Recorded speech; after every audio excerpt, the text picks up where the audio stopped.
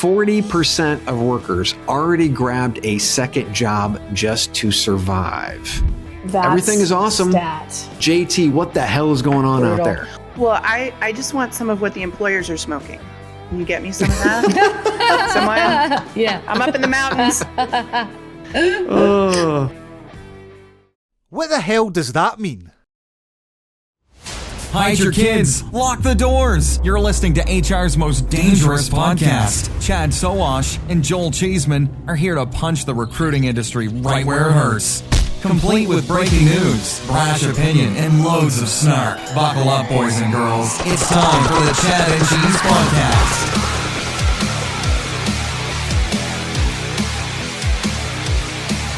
Ooh, kids, welcome to the Chad and Cheese Podcast. I'm Chad, unintended consequences Sowash.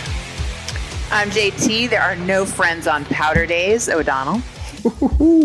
And I'm Maureen, aka Mo. I feel like I'm taking crazy pills, Wiley Clough. And you might be. And on this week's show, Eightfold gets served. Randstad just isn't listening. Davos hot takes from Palantir and Anthropic. Plus, we have an HR dive double dumper. This is going to be a good one, guys. So you posted a new job ad. Now you can sit back and wait for the applications to roll in, right? That's why we built JobPixel. Imagine showing candidates why your company is great with real people, real stories, and real culture. With JobPixel, it's not just another job ad. It's an invitation to something much bigger. Video gives you a 3 times better response rate. So instead of chasing after candidates, they'll be coming to you. And with a 34% boost in conversions, candidates aren't just looking, they're applying. And if you're worried about people clicking away, don't be. Our videos reduce bounce rates by 25%. That means they're watching, they're engaged, and they're interested. 282% more engagement. Yeah, you're going to need a bigger inbox. Finding the right candidate is tough, but with JobPixel, it doesn't have to be. Show your company's authentic story, and the candidates will follow. Let's make recruiting fun again, because honestly, it could use some help. Do you want to see how JobPixel can save you time and money while achieving your KPIs? Schedule a demo today.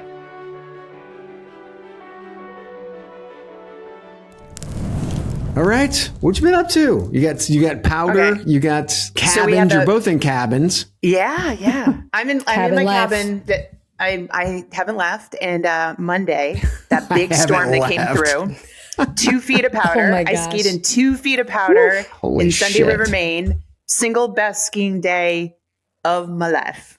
Wow. Did you say 2 feet of powder? 2 feet. It was insane. Holy shit. Above your knees. And because it was so many people couldn't get here, it wasn't crowded. No lift lines. I mean, I was That's junk. hilarious. Like by 2:00, junk had to stop because my legs were like shaking. Oh, lies! I can hear that's what Levin's saying right now because he does not want to believe you.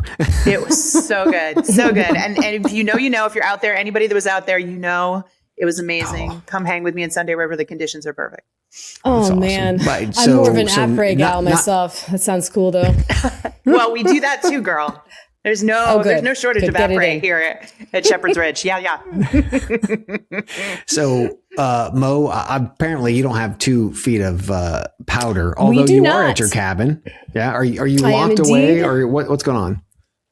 It's been great. I mean, I've never been more happy to be part of a temperate climate here. You know, we don't get snowed in for days on end. And let me tell you, when I have even a single solitary ½ inch of snow in this area, they shut everything down. Like there's no school, there's no job, nothing. And it's just like, I go absolutely insane within several hours. So I'm happy to be where I am. Yeah. And, isolated by the border with Canada, everything's pretty chill here.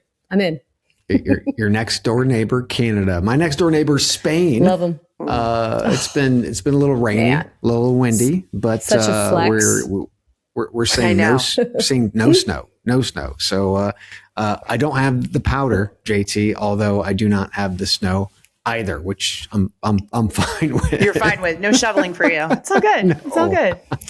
I am done with the shoveling. I'm done with what I'm not done with though. Is it time for shout out? That's right, JT. This is the season. This is the season. So talk to us about the season that matters most.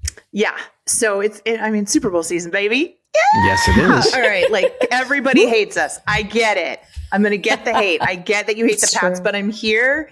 My shout out is to the Vrabel May relationship. I just love how this man coaches as a career coach. Watch the footage. The fact that he's the first player to go to a Super Bowl on the same team that he's now taking to the Super Bowl as a coach.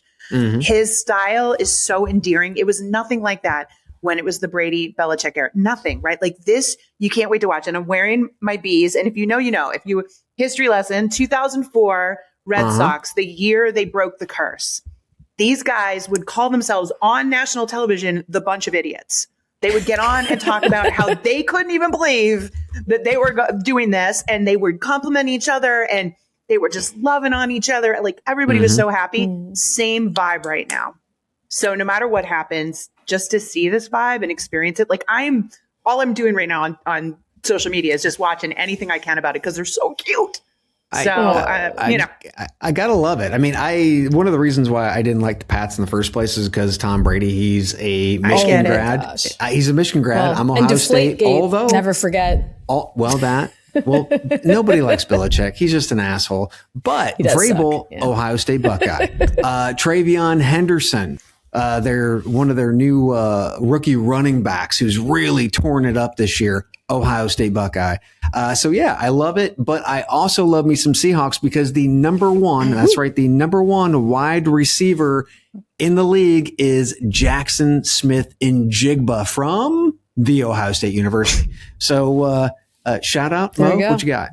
Over 80% of you watching right now, you watch over and over. We know you do, but you haven't liked and you haven't subscribed. Let's do that. Let's do that now.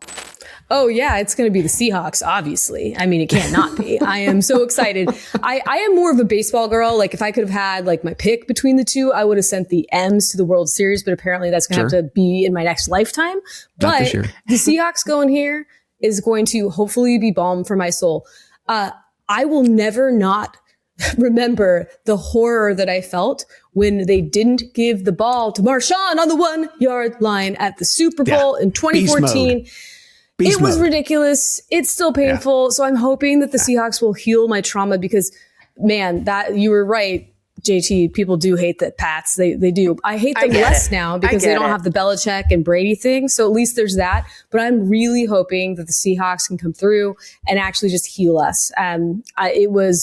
It was so gutting. And the only reason I survived it in 2014, well, technically 2015, was because my son was born during the third quarter of that game. So the whole hospital was like in mourning. And I was like, we have a baby boy. So yeah, but let's go Seahawks. I'm really happy. Let's come through for Seattle because, man, that Mariners series just broke me.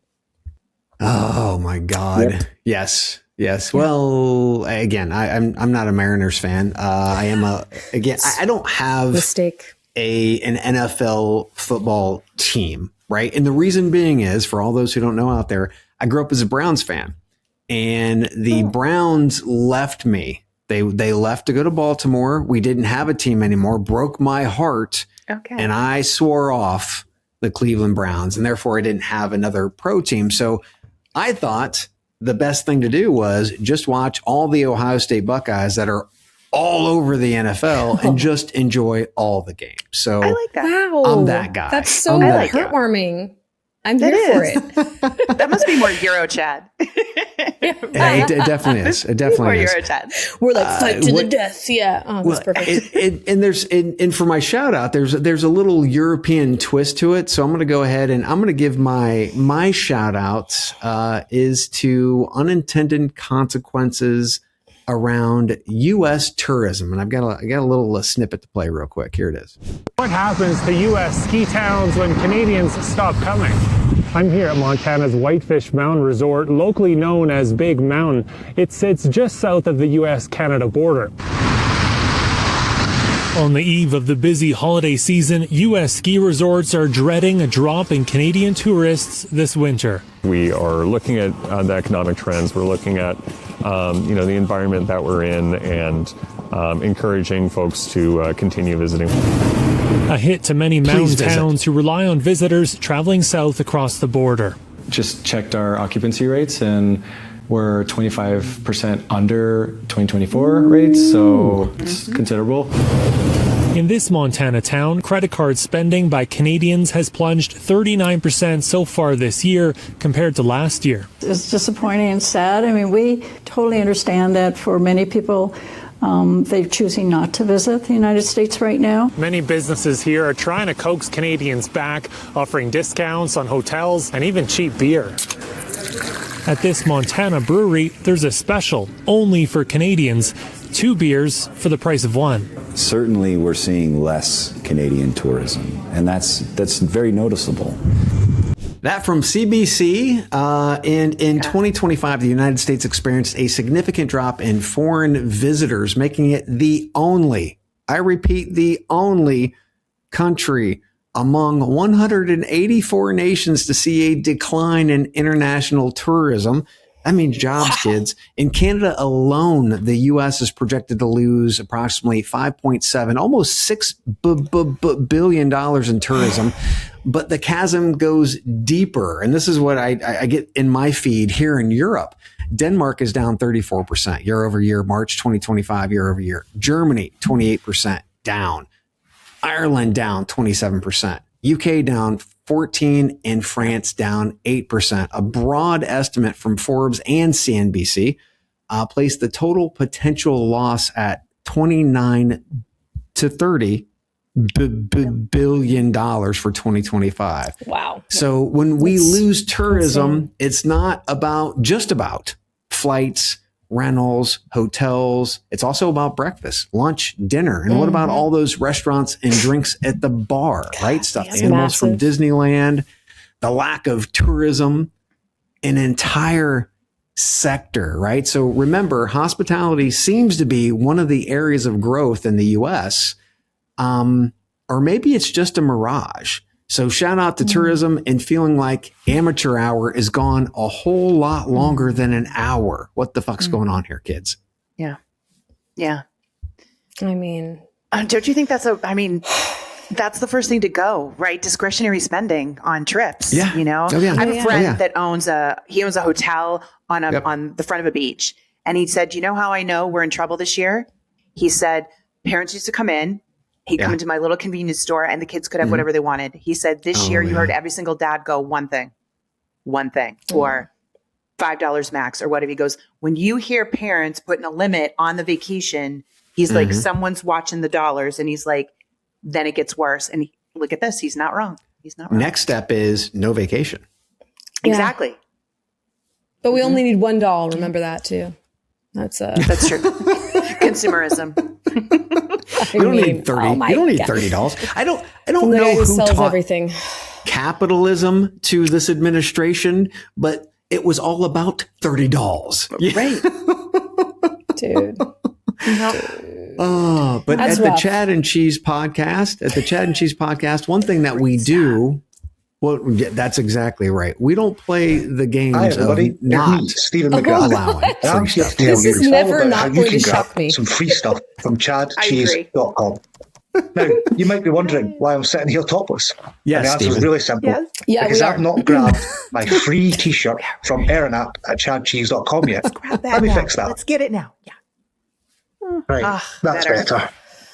So I'm sporting a slightly vintage model here, but of course there are new and updated designs Still every sexy. year. Still sexy. And those are super soft, breathable, and some might He even loves say vintage. huggable. Mm-hmm. Now, what else can you get? Of course, you can get some craft beer. It's not just any regular rubbish beer. That's craft beer Fair. brought to you by the data geeks at Aspen Tech Labs. And if you're not into beer too much, then... Oh, 2 seconds. You're not a Just gonna listener get of the that. Chad and Cheese podcast, that's for sure. Then, of course, you can always go for chicken cock, baby. 2 bottles of chicken cock from the good old people at Van Hat. Now, you're not going to get any of this stuff unless you go to chadcheese.com/free and try and get yours today. That's right. Free stuff. You might not be able to go on vacation, but you can still get free stuff from Chad and Cheese. chadcheese.com/free. There you go. Win or lose, hit the booze. Then, Oof, events. Where are we going, boys? yeah, where are you guys going? Yeah, where are you guys going? I mean, this is me saying, invite me somewhere. Hello, everyone. Like, you want me to, I mean, you need me to come speak about LinkedIn's 360 brew algorithm and how to think. I'm in, like, this invite is thirsty me somewhere. version of JT. Prefer it to be warm, preferably some fun stuff going on. Like, Sure, I'm not going someplace rando, but if you live someplace fun, I'll trade time. That's game. fair. It's fair. It's fair. What about are you as thirsty, Mo? I'm thirsty. I'm thirsty. I'm in the Pacific Northwest, which is like gloom and doom central. Like there's a reason that people get friggin' depressed here. So I'm actually heading out for my own mental sanity to the beautiful state of California in a couple weeks. Oh, so that's going to be very solid. nice. Hang out with my family and get some rays hopefully. But yeah, like JT, I always like getting off island and getting into the world. So get me out of here from time to time. From time to time, I need a little social human interaction, away from this isolation. We all do. Yeah, I'm in. We all. And Vegas is coming up. March is going to be here before we know it, and I'll be at Transform. So there's that. There's that. Well, and don't forget, kids, that travel is sponsored by Shaker Recruitment Marketing. So if you're looking for a well-diversified and experienced recruitment marketing ad agency that goes beyond branding, talent attraction, MarTech, and insights, then take a short little trip over to shaker.com. I know, feel bad for me. I'm headed for Mallorca on Sunday. Going to be there for a few days. Smart Recruiters has an event that's going on. We did the Madrid tapes last year, and this year we're going to do something a little different called the Mallorca tapes. So it should be a blast, and can't wait to go. Have you guys either one of you been to Mallorca? It's been my first time. Nope. No. Bucket list, man. I want pictures. We got to have a Chad and Cheese summit. We got to go to Portugal, Mallorca. We got to make the rounds in Europe. I'm in. That's exactly right. Yeah. We can do that. We can go to Greece. We got friends in Greece. We got friends in Italy. We got friends all over the place. So yeah, we could actually do that. Take 2-3 weeks. Okay. Yeah. I'm in. I got time. I'm in. I've done a bit of time. It's happening. It's that time. It's happening. It's that. Well, it's. Steven, you're loud. Jesus, you're loud. Okay, before we get to topics, we have layoffs, and I've got and this is very layoffs? apropos. Where's that sound? Yes, very layoffs. There we go. That was actually a really good impersonation. Maureen, that was a 10 out of 10. Maybe you just let me do it next time. You don't need to find the button. I think you should just do it next time. Yeah, okay. You got it. So we have layoffs. Amazon, this from BBC, U.S. technology giant Amazon has confirmed it will cut 16,000 jobs hours after it told staff about a round of global redundancies in an email apparently that was sent in error. And in a very connected story, UPS, this is from the New York Times, UPS says it is cutting up to 30,000 jobs. The delivery company said it was planning the cuts this year because it expected to deliver fewer packages from Amazon. There's the connection. A large but unprofitable customer. Obviously, Amazon's hiring. AI isn't their only tech with errors, as we've seen over the years. And UPS made a smart move in getting away from big customer like Amazon that really didn't make them big cash. Yeah. But still, that's 46,000 jobs. Yeah. 46,000 jobs. So, okay, quick question. Does somebody lose their job if information goes out well before it was planned to, like on PR? I mean, that's a huge mess up. Like, dude. Yeah. Everyone, nobody's taking ownership.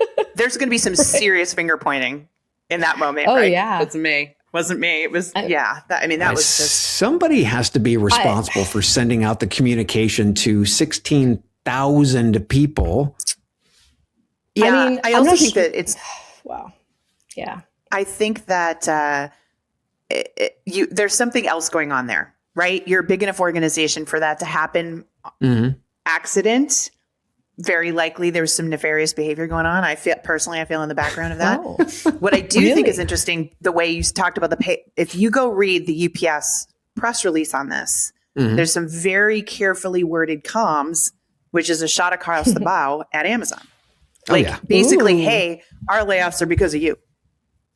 And so this is where the fact that that's starting to come out now, this is just the beginning, right? This is going to be old news in a month. And we're not going to see, we're going to be seeing literally 5-figure layoffs for the next 2 quarters. And so for us to, but I think we're going to start seeing companies saying, well, it's because of you. It's because of you. Because, we've run out of the AI excuse. Everybody cleaned house because of AI in 2025. That's old news. What are you going to say this year? So it should get super interesting. Yeah. It definitely will. But even though they did mess up royally, I've screwed up at work. Everybody screwed up at work. I've replied all with something that I'll tell you guys about later. That's hilarious. But this was a mess up. But please also remember that this is the same company that decided and planned to fire people en masse via text message at 3 a.m. It's not the kind of text that you want at 3 a.m. They did this. This was the plan. And so this is, it's not outside the pale that they would do something this callous and ridiculous. And yes, it was probably a mistake.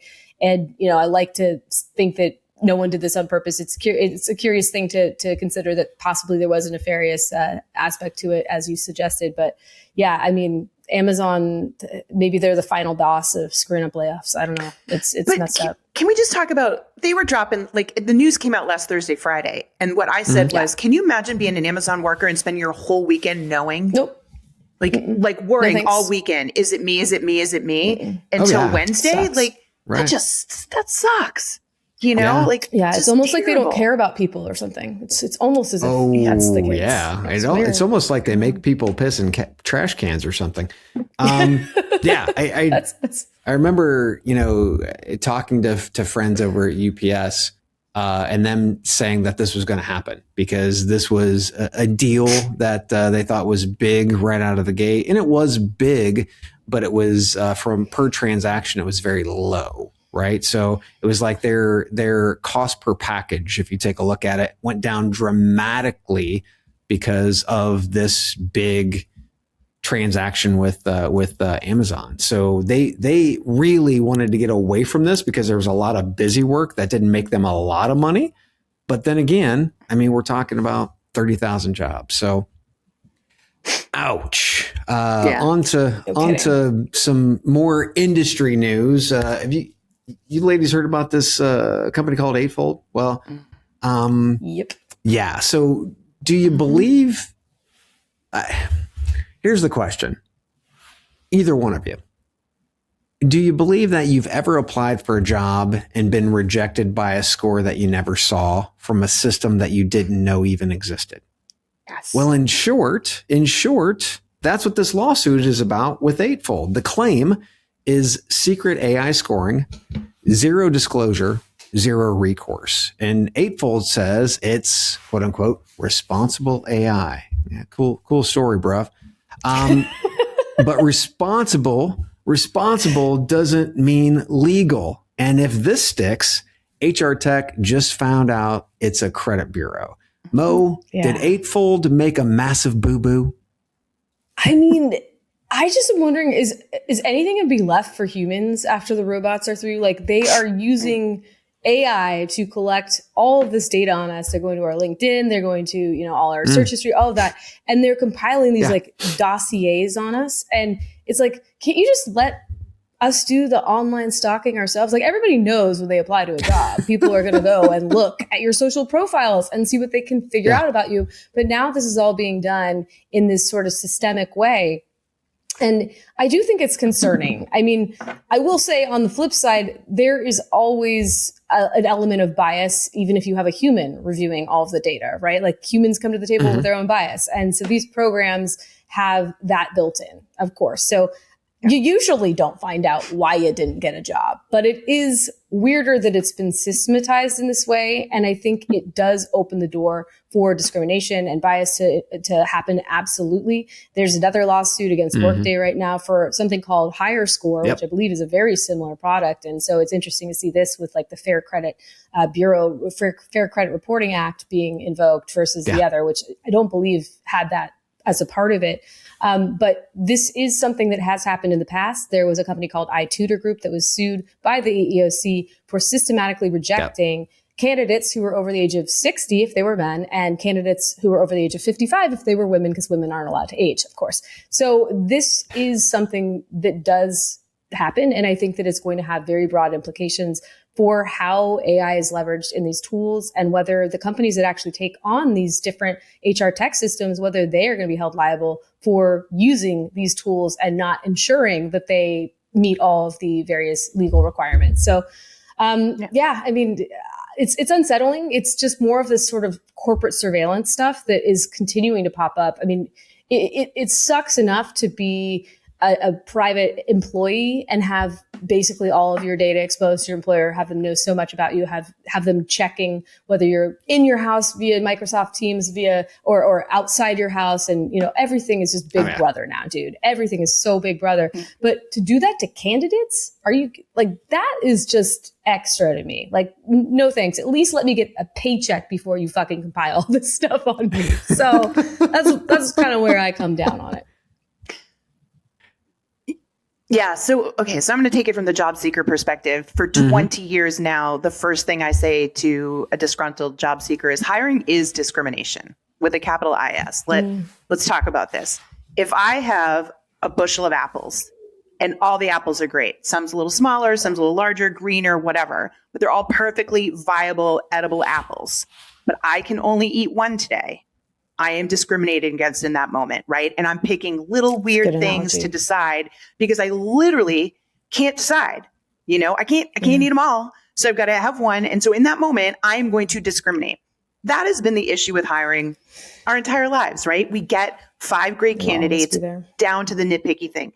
But in a moment like this, where we have so many people looking for work, right? And there's so much to choose from. And now we introduce AI that can go through the 1,000 candidates that a human recruiter couldn't have gone through and actually look at everyone, as opposed to literally make, 800 of them never got seen. You sit there and go, so what do I want in this moment? Do I want the AI to allow me to evaluate more candidates? But then how do I do that fairly? And that's the thing that I find this fascinating, honestly. Like, bring on the lawsuits, because conflict brings resolution. Like, let's start to dig a little bit deeper on this and come up. It's not black and white. But we've got to come up with some way to leverage this correctly for the benefit of the job seeker is what I'm going for, because hiring is discrimination. So I can't wait to see how this unfolds. But yeah, it's crazy times. Yeah, I'm going to take an entirely different look at this, because this is a very complex case, and I want to break it down to something simple, and as simple as trust, right? So in this case, I'm tying trust to truth. Is Eightfold telling the truth?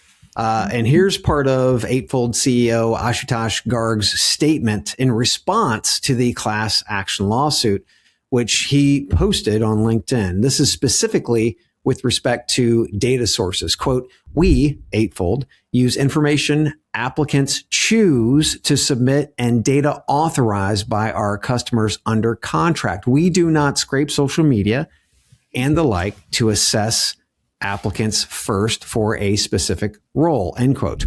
Now, this seems completely countered to a framework that Eightfold was built on, and something that they actually talked through in a presentation I found on YouTube. So let's go ahead and watch that real quick. So once we have that concept of the unified data platform for AI, you next have the need to enrich that unified data to provide actionable insights. We talked a little bit about this earlier, but this is really the capability where when you have a candidate profile in your system, you're able to connect to public data sources with publicly available information, things like Google Search API or Microsoft Bing API, a lot of resources and websites in the case of, for example, technical hiring, things around Crunchbase, GitHub, Stack Overflow, to really understand the projects and the capabilities that that person has been working on. Or in the case of a candidate providing a public LinkedIn profile, that's something that can continually, be updated and synced and remain perennial in your system, so that when you're ready to tap the candidate on the shoulder for the next gig, you've got the most up-to-date, relevant information.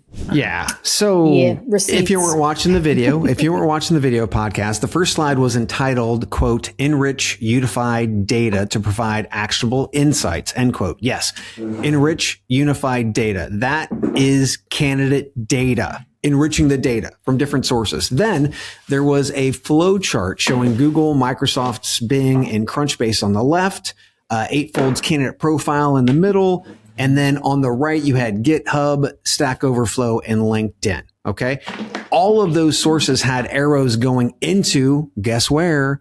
Eightfold's candidate profile. This represents candidate data being enriched by those sources without, I repeat, without the candidate validating the sources and or the data, right? This is my data.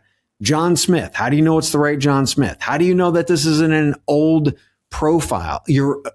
The enrichment of my data should be something that I should be included in, right?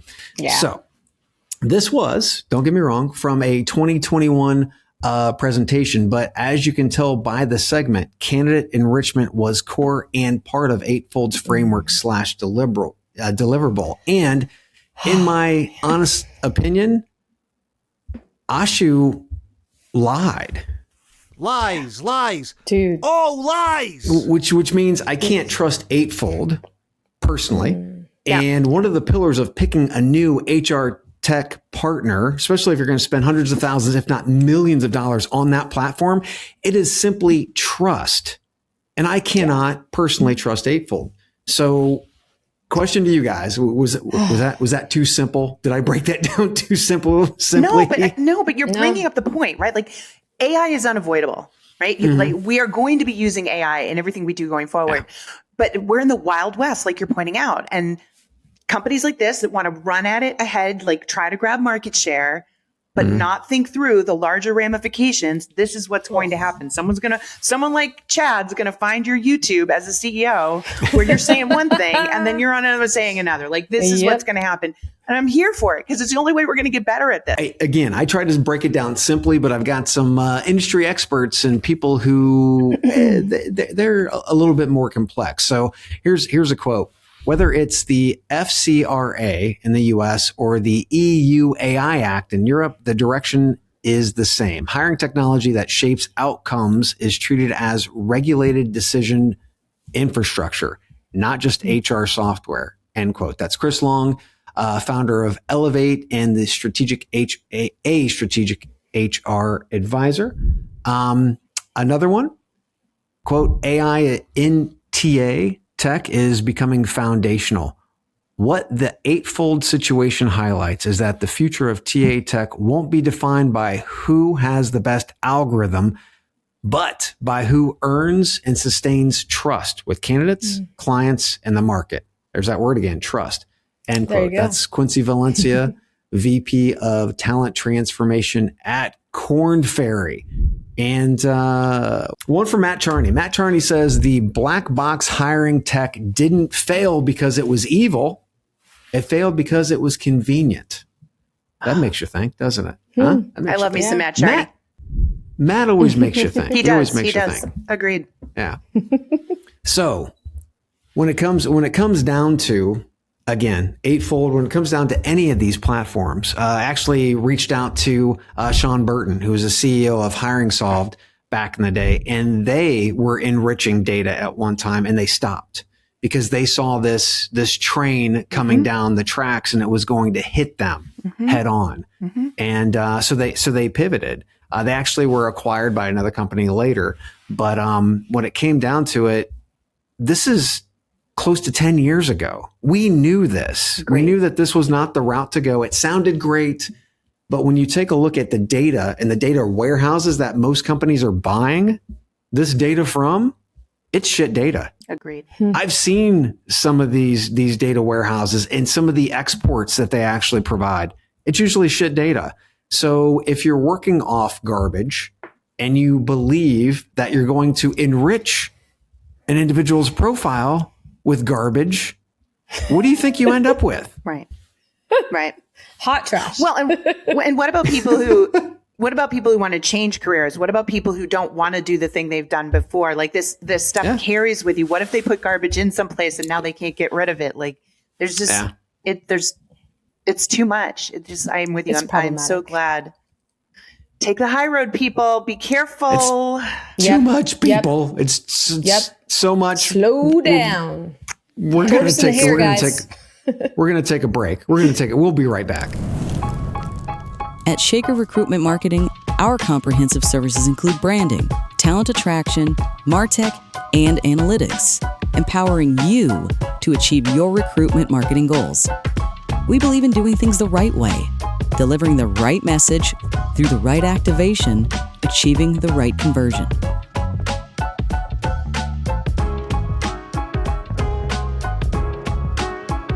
For us, business is deeply personal.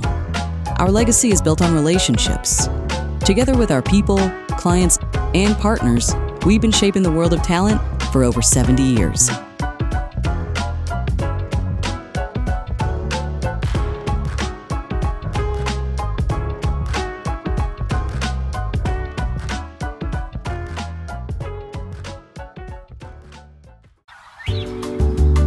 I think we'll cover speed and hiring. Did somebody say speed? Then buckle up, boys. You're about to learn how to hire fast. Who is that? Vetty Betty. From Vetty, the hiring acceleration platform. Come on, man, keep up. What's up, Betty? Hey, Chad. Vetty makes high compliance hiring easy. Background checks, licensing verifications, and health screenings, all in one place. Real-time updates, no red tape, and no delays. Hiring managers can move fast, stay smooth, and close the deal. So they just sit back and watch. Hell, I could watch this all day. That's right. Relax, enjoy the view, and don't lose the hire. It's that simple. With Vetty, it's all taken care of before they can even catch their breath. Best lesson ever. Class dismissed, boys. Vetty.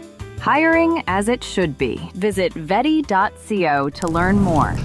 Oh my God. Okay. So next we have, from Eightfold to Randstad. This is too much already. So Randstad has a survey. They have a survey. Yeah. And it's called Randstad's 2026 Workmonitor survey, which just dropped. And spoiler alert, employers think everything's awesome. Workers do not. Workers do not. 95% of employers think growth is coming. Meanwhile, 40% of workers already grabbed a second job just to survive. Everything is awesome.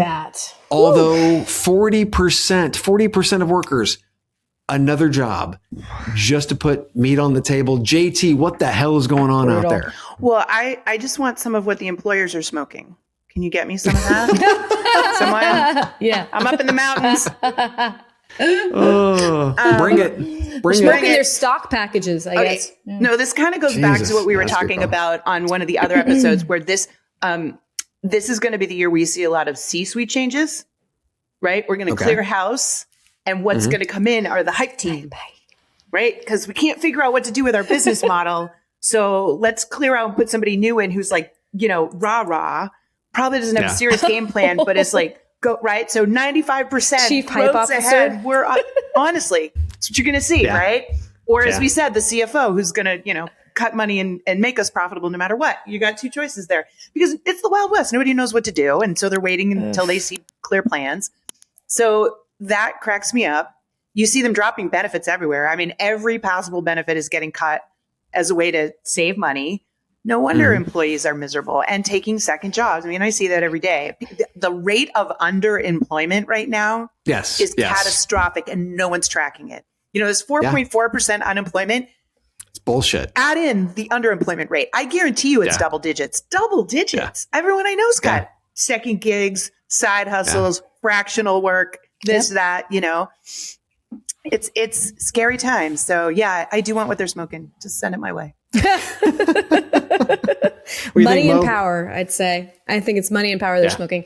And I want some too. So yeah, I mean, that 40% figure is staggering. I mean, that's not what corporate employment's supposed to be, right? It's supposed to be the safe route, the safety net, the thing that props up whole communities. And we just can't count on it anymore with 40% of people already having these quote side hustles and whatnot, and realizing that they're going to have to create these portfolio careers. I'm also curious, of the people who are of that 40%, how many of their employers know of their side gig and how many of them have come down on them for said side gig? Because it's like the Hunger Games in corporate right now. Pay people me are more, just motherfucker. fighting for their lives. Yeah, exactly. Like if you pay me and give me stability and any sort of sense that I have longevity in this company, I won't need the freaking side hustle. That's really the answer. And I feel so horribly for everybody who's involved in these corporations right now, because there is just absolutely no security. And we've been harping on it for a long time. It's this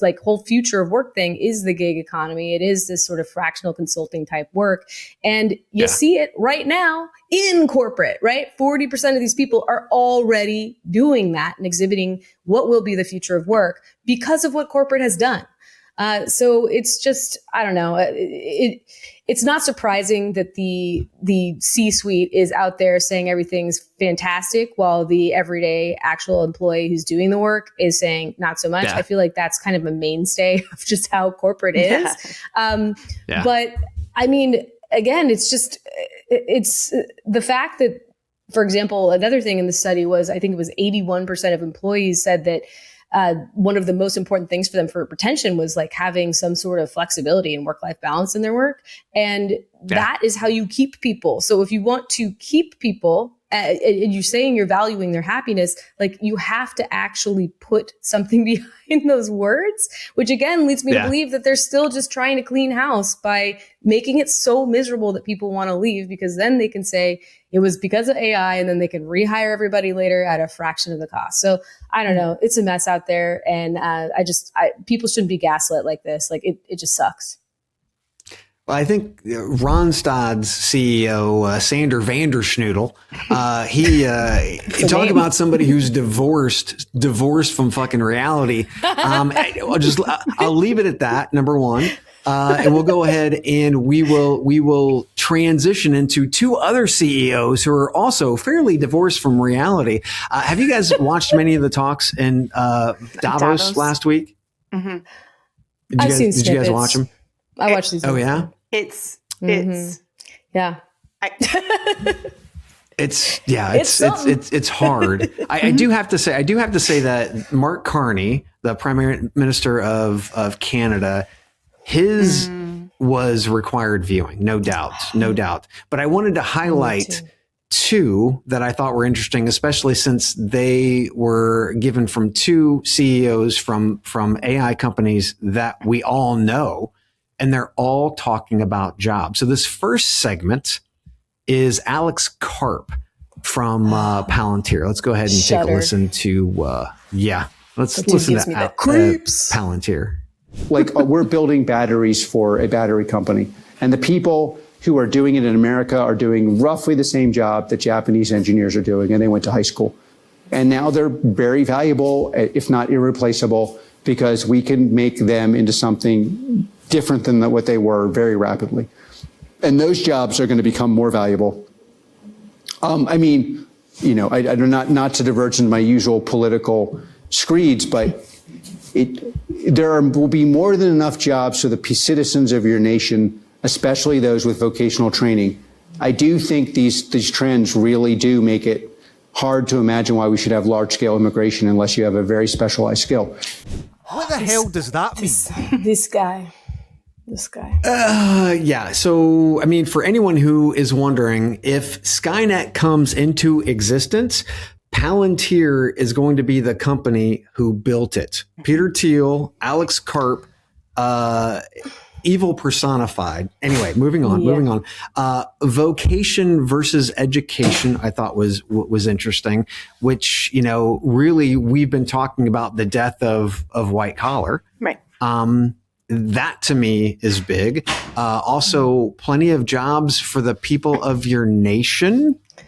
That sounded really weird, especially when you couple that with no immigration needed, right? Unless they have specialized skills. Right. And for me, right now, healthcare, hospitality are like the two big growth areas. And we're not really sure about hospitality for too long because of tourism. But you got healthcare, hospitality, truck drivers, agricultural workers, dock workers. Those are not jobs that white collar people are going to retrain to do. They're not going to be in the fields. They're not going to be on the docks. They're not going to be doing that kind of stuff. So to me, what did you guys think about this? This to me was really kind of Black Mirror-ish. Literally everything that guy says is Black Mirror-ish. Like that guy starts speaking, my brain just like goes haywire. So I have a lot of bias when it comes to actually absorbing any message that he puts out there into the world. But I mean, this guy is off his rocker. I'm sorry. He just straight up is. And he's just emblematic of what is wrong with this world, in my opinion. So I have a hard time taking anything he says seriously. The problem, unfortunately, with that is that he has outsized power and influence over the course of human history, which fucking sucks. So unfortunately, his thoughts there, the coded language, it's very shall I say, MAGA coded, and it's a little disturbing to say the very least to me. Things are changing. The vocational aspect is interesting that he said, but to your point, Chad, like there are not enough white collar workers who are going to shift into those other vocations. It's just not going to happen. So like, stop this BS. It's just ridiculous. So, my dark view on this is that they've already decided that people need a reset, right? So, teaching people that every job is temporary and helping them understand that there's no such thing as a full-time job with benefits and security anymore is something that I think they've chosen to make a mission. So they're like, look, we have a bunch of people that need to think differently. So if we put enough pressure on them and we make them miserable enough long enough, that very person that said they will never take that job will take it. And I'll give you an example. 1990.com bust. I'm a career coach. I have software engineers that were making $120K back then. Think about what that would be now, right? When I tell them, do you want this job at 80K? And they're like, absolutely not. I'm not taking anything less than my 120. And then 2 years later, they've drained their entire 401k. They have no money and they take the 60K job that's 5 levels lower. Lesson learned. I really believe that collective is trying to make that moment happen right now. Look at everything that's going on as they continue to tell you. So you push a group of people who say, I have a college degree, I deserve a full-time job with benefits. And 18 months, 2 years from now, they don't think that way. And let me further prove this. Kids coming out of college right now, there are no entry-level jobs. Those kids from the get-go are now doing multiple gigs, multiple side hustles, learning to be businesses of one and having to fend for themselves. They'll eventually come back into the work, when they have the workforce, but they will have a different mindset to never trust that there is a job like that ever again. So I believe this is a very highly coordinated play and that you're going to continue to see that kind of conversation in order till you have these people cave. People are going to cave and that's what they're going for. And it's dark and it's miserable, but it's happening. You're absolutely right. It's the great market reset, the great job market, the great labor reset. Yeah. It's again, as JT is talking about, it's literally the great expectations. What are we going to expect, right? What are we used to as the rest of the world watches and looks as we have, we pay for healthcare that we get worse outcomes out of than most of the rest of the industrialized world, education, those types of things. It is a very weird place to be. And I think it's just time we should take a break and then we'll come back for Dario's. Here we go.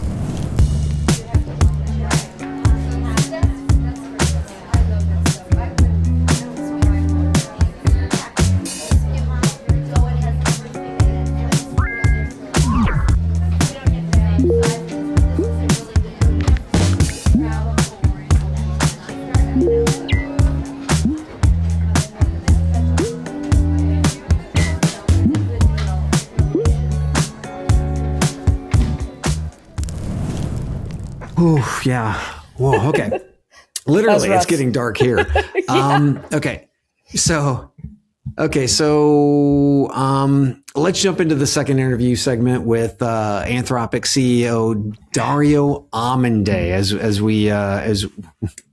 we once again start taking a look at the wonderful CEOs that are out there who seem to be divorced from reality. Here we go. There are probably going to be more jobs in the physical world and less jobs in the knowledge work economy. Now, maybe eventually robotics, makes progress, but I think that's on a slower trajectory. So that's one. Are there jobs that have still kind of, really value a human touch? Some of them do, some of them don't. We may find out how important that is in the market and where it's most important. At the level of companies, what are the moats when software becomes cheap and then subsequently the rest of knowledge work becomes cheap? We don't know. We've never quite asked that question. We've thought about moats in a certain way. So there's going to be a huge scramble at the level of companies. So teaching people to adapt, teaching them what to expect, I think is the second step. And the third step is, I think there's going to need to be some role for government in a displacement that's this macroeconomically large. I just don't see how it doesn't happen. The pie is going to grow much larger, right? Like the money is going to be there. Like, the budget may balance without us doing anything because there's so much growth. The issue is distributing it to the right people. And so I think this is probably a time to worry less about disincentivizing growth and worry more about making sure that everyone gets a part of that growth. That is hilarious. These are CEOs from multi-billion-dollar valuated companies, okay? Multi-billion-dollar. More jobs in the physical world, as we just talked about. Labor. Yes. Right. Not white-collar jobs. Get out of here. We don't need you. Mm-hmm. How Cheap important labor. is human touch, right? That was something that he brought up. Teaching people to adapt. That's coded language. Coded language. 100%. Teaching 100%. people how to adapt. What does that look like? What does that actually mean?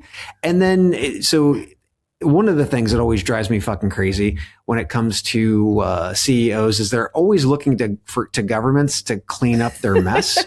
So the roles, what are the roles for displaced workers? Well, the government should deal with that. No.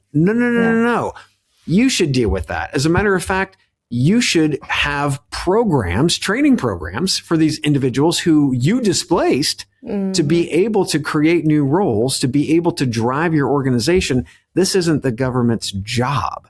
Yeah. Just those pieces. And I've got more to talk about, but just those pieces. Where are you at, JT? I mean, well, I was just waiting for him to drop universal basic income in there any second, right? Like, where was he going to, any minute now? I mean, that's what he was hinting to with a big grin on his face. Like, the whole time. He's like this, like giddy over the whole idea. Yeah. What bothers me is that we as humans need to be intrinsically motivated. We need to be able to get up every day and have a sense of purpose, a thing that we want to do.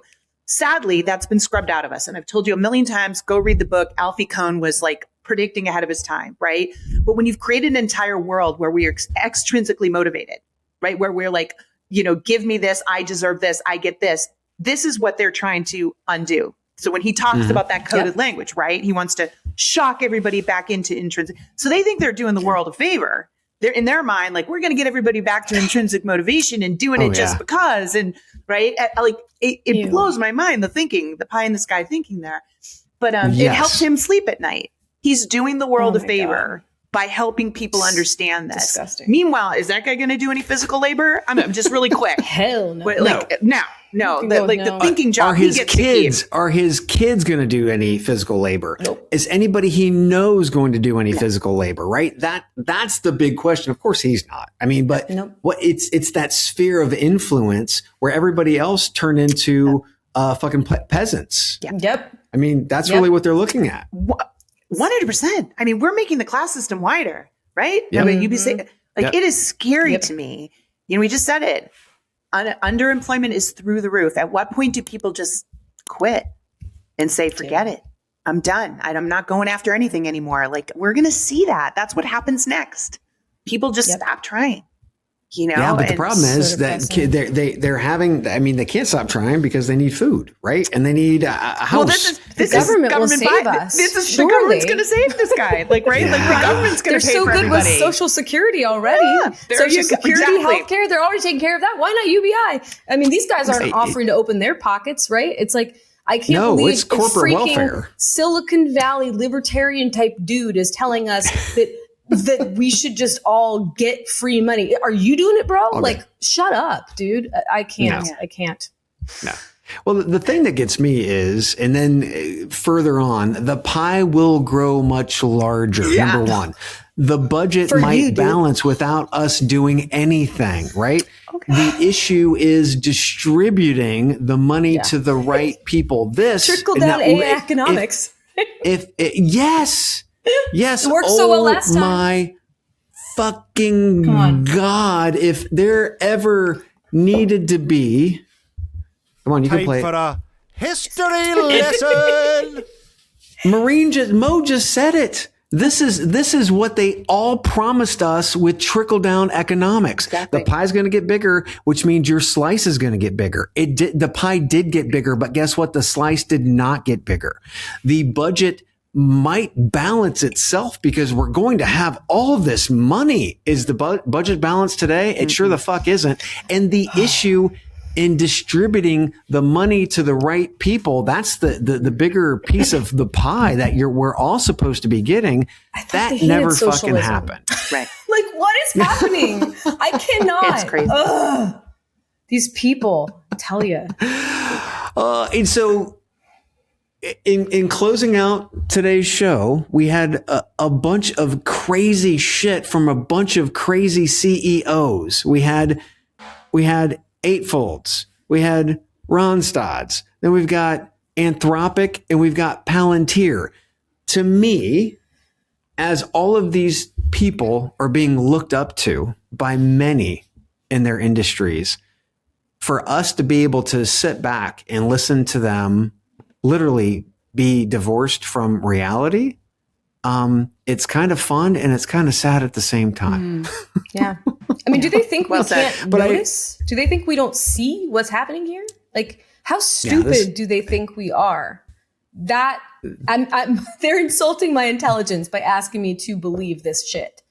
I just think they're giddy on the ride of optimism. They're so excited about what they're doing. They're so excited about it that they've just mentally justified that there's nothing but upside there, right? And that's the, they say that's why you need diverse great things. You need to be delusional, right? Like, they're like living up to the delusion. The more delusional you are, the crazier things that can happen, right? I think that's just where they're at. They're flying divorced too close from to the reality. sun. And everybody, we like to thank you for sticking around for our therapy session. Thanks so much, Mo.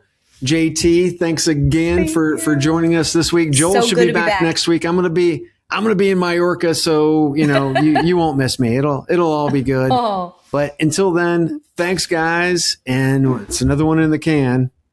All right. We out.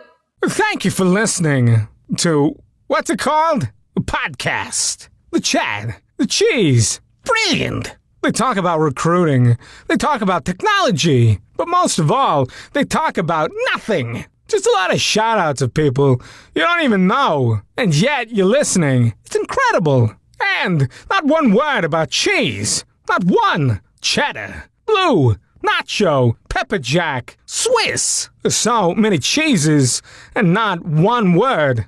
So weird. Anywho, be sure to subscribe today on iTunes, Spotify, Google Play, or wherever you listen to your podcasts. That way you won't miss an episode. And while you're at it, visit www.chadcheese.com. Just don't expect to find any recipes for grilled cheese. It's so weird. We out!